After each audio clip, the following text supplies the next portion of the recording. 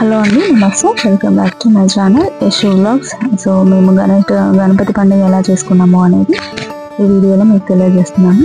So ముందుగా కొత్తగా చూసే వాళ్ళైతే నా ఛానల్ని సబ్స్క్రైబ్ చేయండి. సో నా వీడియో మీకు నచ్చితే లైక్ చేయండి, షేర్ చేయండి.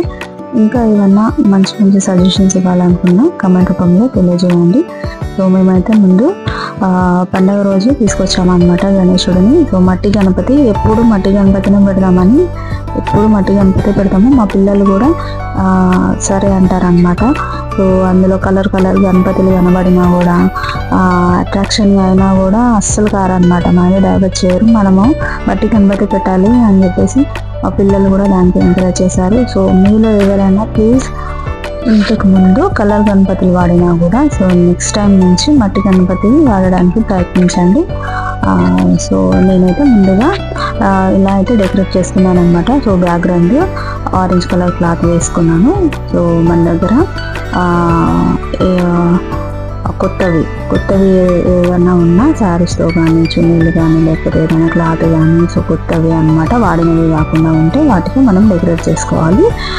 లేదంటే మంచిగా వాష్ చేసేసుకొని ఇంకా అది పసుపు నీళ్ళు చల్లుకొని మంచిగా డెకరేట్ చేసుకోవాలన్నమాట. సో నేను ఇలాగా పీఠం పెట్టేసుకొని దానిపైన కొంచెం హైట్ కోసం అని చెప్పేసి నేను ఇంకా ఒక చిన్న పీఠం పెట్టుకొని దాంట్లో వైట్ క్లాత్ కంపల్సరీ వేసుకోవాలండి. సో పసుపుతోని మనం అలకేసి ముగ్గు వేసుకోవాలి, అష్టదళ ముగ్గు వేసుకొని సో పసుపు కుంకుమలు అక్షంతలు వేసి సో వైట్ క్లాత్ వేసుకొని దానిపైన కొద్దిగా రైస్ వేసుకొని సో అప్పుడు మనం విగ్రహ ప్రతిష్టాపన చేసుకోవాలన్నమాట. సో పసుపు గంధము కుంకుమలతో పీఠాన్ని అలంకరించి అలాగే గణపతిని కూడా అలంకరించి సో మనం పూజ అయితే అన్నీ సిద్ధం చేసుకోవాలి పూజకి.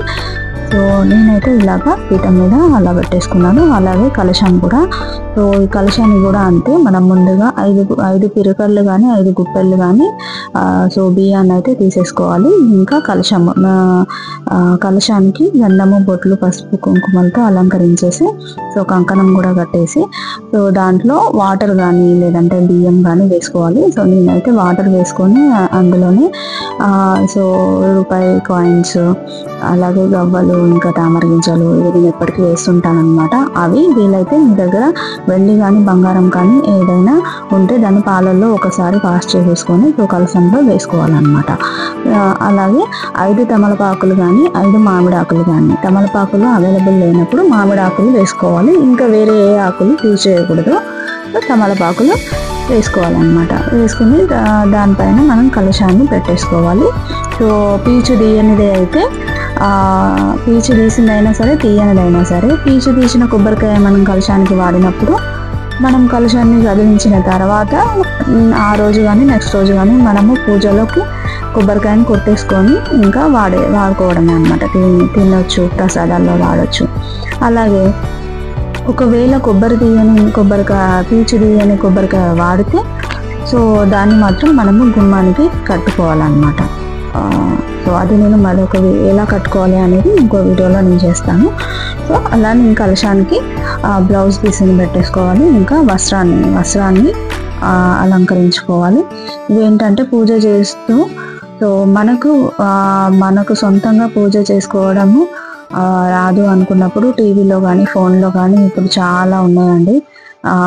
వినాయక వ్రత పూజా విధానం అని పెడితే చాలా వీడియోస్ వస్తాయి. సో ఆ వీడియోస్ని ఫాలో అవుతూ మనము ఆ మంత్రాలు అవి వినుకుంటూ సో మనము చేసుకోవచ్చు అనమాట. సో ఇలాగా వస్త్రాన్ని రెడీ చేసుకొని పెట్టుకున్న తర్వాత సో మనము దేవుడికి ఏ నైవేద్యాలు అన్నీ రెడీ చేసి పెట్టుకోవాలి. సో గణపతికి మనం కండువాని వస్త్రాలని సమర్పించాలి. అలాగే పత్రి, సో ఈ పత్రి కూడా మనము గణపతికి సమర్పించాలన్నమాట కంపల్సరిగా ఈరోజు, చాలా మంచిది. అలాగే సో గరకని కూడా వీలైతే ఎక్కువ సమర్పించాలి. లేదంటే 21 గరక పూసలు, అలాగే లేదంటే 11. సో మనకి ఎంత వీలైతే అంత ఆ రోజు గరకని కంపల్సరిగా వినాయకుడికి సమర్పిస్తే చాలా మంచిది అన్నమాట. సో అలాగే ఇంకా నేను దీపాన్ని ఏర్పాటు చేసుకున్నాను. సో మొత్తం ఆ రోజు 5 దీపాలు నేను అలా అరేంజ్ చేసుకున్నాను. ఒకటైతే పెద్ద దీపం పెట్టేసుకుంటాను. సో అది మనము పూజ స్టార్ట్ చేసిన తర్వాత ఎప్పుడైతే దాన్ని వెలిగిస్తామో సో మళ్ళీ మనం ఎప్పుడు కదిపిస్తామో అప్పటి వరకు ఆ దీపాన్ని వెలుగుతూ ఉంచేలాగా చూసుకోవాలన్నమాట. సో అది దీపం కొండెక్కకుండా చూసుకోవాలన్నమాట. నేను ఎప్పుడైనా మట్టి చిప్పలు తీసుకొచ్చి పెట్టేదన్నమాట ప్రమిదలు. సో ఈసారి తీసుకురాలేను, అవైలబుల్ లేవు, ఎందుకంటే చాలా వర్షం పడుతూ ఉంది, ఎక్కడ దొరకలేవు అనమాట. అందుకని నేను ఇంట్లో ఉన్న ఈ లక్ష్మీ అమ్మవారిది పెట్టేశాను అనమాట. సో అది నేను ఎప్పుడు మనం ఎన్ని రోజులైతే గణపతిని ఉంచుతామో అన్ని రోజులు దీపం కొండకకుండా జాగ్రత్తగా చూసుకోవాలి.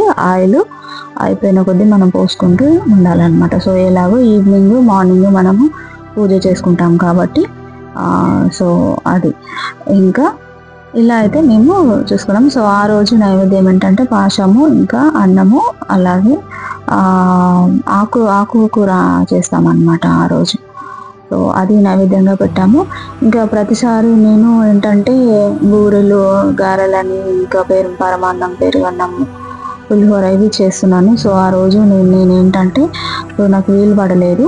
సో మా వారు పిల్లలకైతే ఇంకెలాగో చేసుకోవడం రాదు అని చెప్పేసి నేను ఇంకా అది సమర్పించాము. సో లాస్ట్ ఇయర్ వీడియో కూడా ఉంటుంది ఎలా చేసుకున్నాము అనేది, ఒకసారి చూడాలనుకున్న వాళ్ళు సో వీడియోని సెర్చ్ చేసి చూడండి, కింద లింక్ ఇస్తాను. సో అది కూడా వెళ్ళి చూడండి, లాస్ట్ టైం ఎలా చేసాము, సో ఈసారి ఎలా చేసాము అనేది. సో ఈ వీడియో మీకు నచ్చుతుందని అనుకుంటున్నాను. సో కొత్తగా చేసుకోలేని వాళ్ళు, నెక్స్ట్ చేసుకుందాం అనుకునే వాళ్ళు కూడా ఇలా ఏమేమి రెడీ చేసుకోవాలి ఏంటి అనేది ఈ వీడియో చూస్తే మీకు అర్థమైపోతుంది అనమాట. సో ఇప్పుడైతే పూజ విధానం అయితే చూసేద్దాం.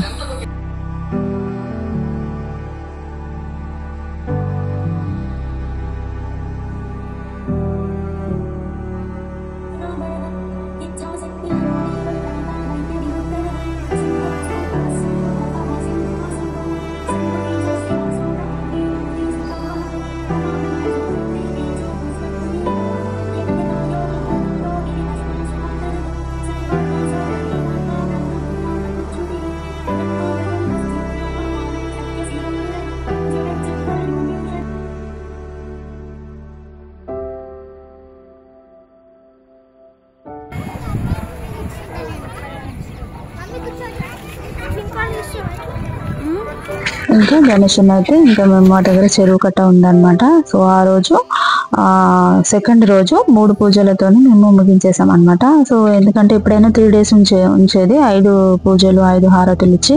సో ఈసారి ఏంటంటే రోజులు కొద్దిగా కలిసి రావడం లేదనమాట, అందుకని చెప్పేసి సో నెక్స్ట్ రోజు నిమజ్జనం చేసాము. ఇలా మా దగ్గర చెరువు కట్ట ఉంటుంది, సో అక్కడ వచ్చి మేము ఇలా నిమజ్జనం అయితే చేసామన్నమాట. చాలా హ్యాపీగా అనిపించింది. మా పిల్లలు కూడా ఎవ్రీ టైం గణేష్ పండుగకి చాలా ఎంజాయ్ చేస్తారు. సో ఈ వీడియో మీకు నచ్చిందని అనుకుంటున్నాను.